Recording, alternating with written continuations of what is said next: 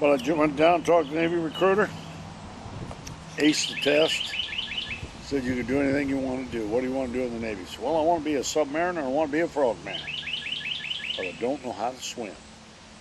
So I guess it's submarines. So the first 5 years on the submarines, and I learned how to swim. I guess that's what you'd call it. I beat the water into submission. It is a miracle I ever made it through training, but I did. Just didn't quit. But you went in as a nuke. Yeah, I was neutral power. You're a sharp guy. Oh, I suppose. I'm a little dull now, but I wasn't a dummy. You know, I was on the, I don't want to talk about my education and stuff, but I was a good student. I really was. Well, it amazes me and Diane, the names that you recall, the dates, just these very small details. And yeah, I can remember climbing over the fence when I was 3 years old. I didn't know how to climb down, so I'd just fall. And I'd run down the street in this little town we lived in. And believe it, you're gonna probably call me a liar, but a lady by the name of Sadie George. She ran a house of prostitution. She had no kids, but she'd give me cookies and milk. And she lived about a block and a half away from the little house we lived in. And my mother would never come get me. She'd call my dad from work and he'd come down and get me and bring me home. But I can still remember 3 years old going up and banging on the door. And these ladies in negligees would come out. Hell, I didn't know what a prostitute was. And they'd be laughing.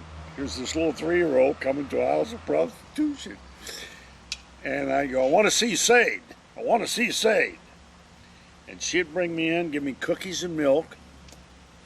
And she'd get all the pots and pans out from under wherever she kept them. I can remember throwing pots and pans around. She'd sit there and smoke a cigarette and laugh.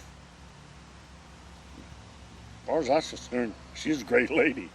But she was the mama son. And boy, I'd get paddled, and as soon as I could escape, I'd get up over that fence, fall down on the ground. I still remember doing it. And run to Sade's house, because I knew I was going to get cookies and milk. I still like cookies and milk. Haven't visited any houses of prostitution in many, many years that I recall, if ever. But we're not going to, I'm not going to let all my secrets out.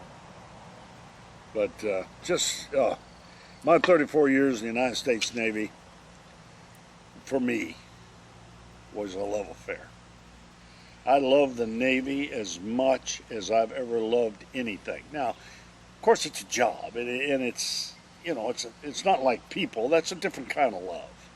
But as far as loving a woman and loving the Navy, that love and this love, they were equal. Of course, I volunteered for everything, and it turned out to be to my advantage. Always. Oh, every now and then you get a shit detail. But that's just luck of the draw, I guess. Well, I went to boot camp. They put me on a train.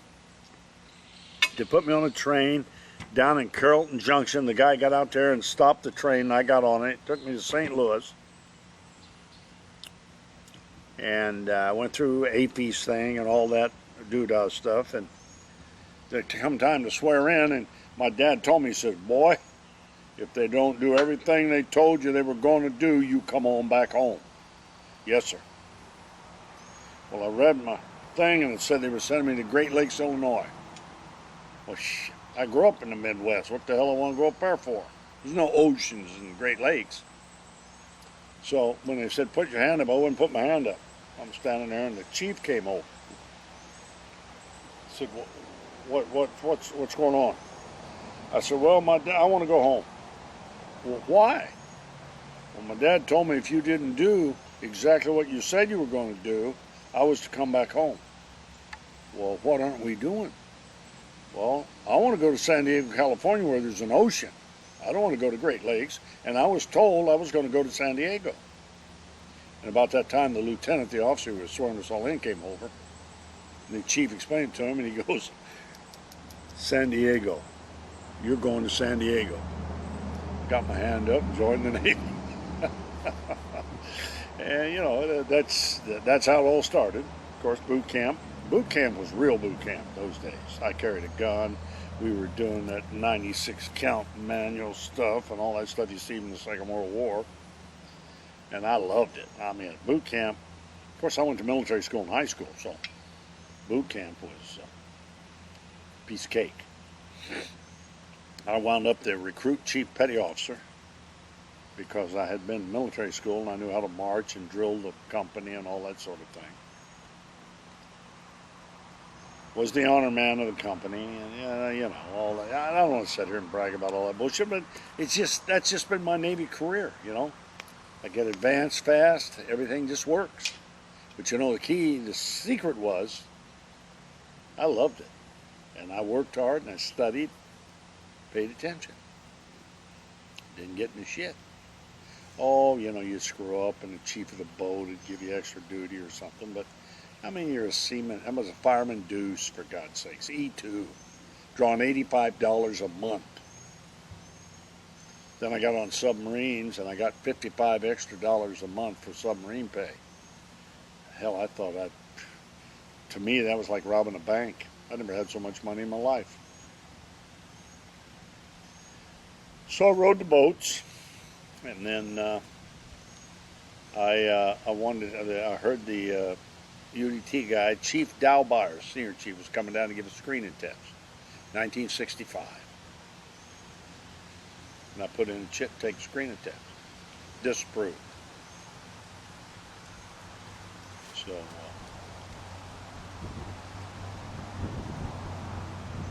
we weren't out that particular day. We were in port. And I asked my chief if I could go over, do something, I don't know. I had made up a story. And I ran over and took a screening test. And the senior chief said, well, I'm gonna recommend you for training. There's a lot more to the story, but I'm not gonna tell it now, but I'm gonna recommend you for training. I said, well, my XO won't approve the shit. I don't give a damn what he does. I can take you, and I'm going to take you. 6 months later, his orders show up for me. And buddy, the XO was not a happy camper. I was a first-class petty officer by then, E6. I was the after-engine room throttleman. I was still riding an old pig boat, USS Sea Poacher 406. And, he was madder than a hornet. And, gave me my orders and everything. Go up here to Little Creek. And his last words to me, get off my ship. I'm thinking, well, isn't it my ship too? But he was not happy. But I was. And I think that's probably more important than him being happy. Got to training, 148 men started my class, and 19 of us graduated. What class? Class 36. Little Creek. Little Creek, Virginia. Winter class. Winter class. Froze my ass off. I have not liked anything cold except my drinks since training. You can have cold. And then I wound up the Command Master Chief of SEAL Team 5 later in life. And we're the winter warfare bunch up in Alaska. I'm going, God, boy. But I still loved it, you know. You guys were breaking ice in Hell Week. Oh, buddy. They'd strip us down naked, put a kapok on us. My nuts were right here in my throat, man. I looked like I had the mumps. And you'd have thought I was a female. Because Mr. Happy, he's getting inside. It's cold outside. And make us get in the Chesapeake, 35 degrees. Couldn't do nothing. They just make you wade out neck deep in the water. And you, Then they'd make us come ashore. They'd run us around a little bit. We'd warm up. And then they'd pack sand in our ass, literally. Make us get back in the Chesapeake. Until somebody quit. Buddy, if you don't think I didn't think about it, I'd be a liar. I think if they make me get in this damn Chesapeake one more time, I'm quitting. I'm out of here. But I didn't. I got back on the shore, got warmed up, back in the water, and we'd go back in the water. One more time, I'm quitting, and I just kept doing it. Finally, somebody quit, and we went on to put our clothes on and went on another evolution. People, I don't know if they do that kind of stuff anymore, but they sure as hell did it then. I had the Earl DeSade and his associates as instructors in my class. Dear God, I used to just wonder, what is this all about? Why are we doing this? What is this going to do for me? How is this going to make me fight a war better? But the whole bottom line was, never quit. No matter what happens, what kind of crap you're involved in, as a Navy frogman, you will never quit. And that's some kid. That's indelibly branded right in my mainspring housing group. And that's the same one you went through. That's our ethos. We never quit. I think probably if we are good, and we'd have to define that, good, better, best, never let it rest. So your good is better and your better is best, but I got thrown in with a whole lot of genetic freaks, buddy. I just could not believe some of the things these men could do. And I just always felt I was very fortunate to be a part of it. Very fortunate. Loved it. Loved it. God. Never a boring moment. Never a boring moment. Every now and then we'd lose one. Not a happy day. And that's in training. You kind of expect it in combat. We lost more people in my time in training than we ever did in Vietnam. You know, we only had 8 men killed in Vietnam in those 10 years of fighting. 8 killed. Oh, we all got shot a time or two. You know, you lose body parts and stuff like that, but it beats the hell out of being dead. But, it's the way it was. First assignment? My first assignment, Underwater Demolition Team 21. And I was put right in as the leading petty officer of 2nd Platoon. New guy, FNG. That's fairly new guy. It was a little more, the word is, they were using with me though back then, was not for print. Not sure as hell not for videos out on the internet, but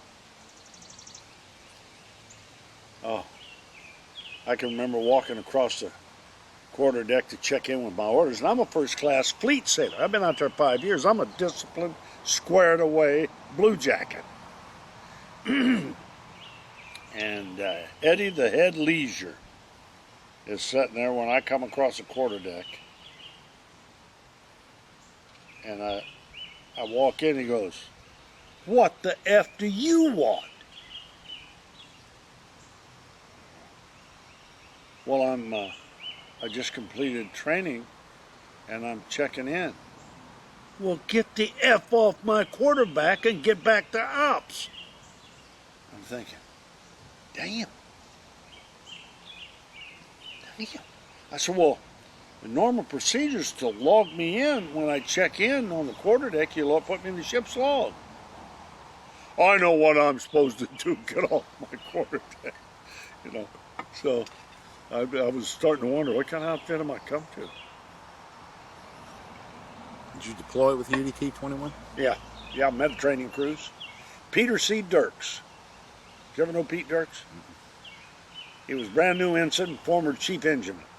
Just been commissioned on the integration program, just been commissioned an ensign. And buddy, he was a Wisconsin German. And this guy had muscles in his shit. He made Arnold Schwarzenegger look like a pussy. My God. And of course, I'm his LPO. We don't have a chief. Burnout PT every day.